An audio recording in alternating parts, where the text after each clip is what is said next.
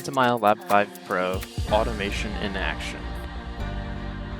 First, we insert a resin reservoir that is filled with the resin that we would like to use. Then, we load a bottle of Luxaprint resin and set up refill tube.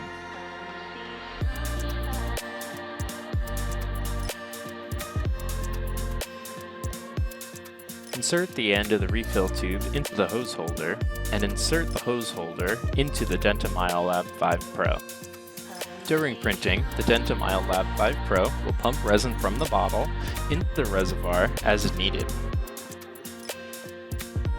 The ASM, or Automatic Separation Module, will automatically remove jobs from the build platform and start the next job in the queue. In printing multiple jobs with the same resin, a job queue can be configured.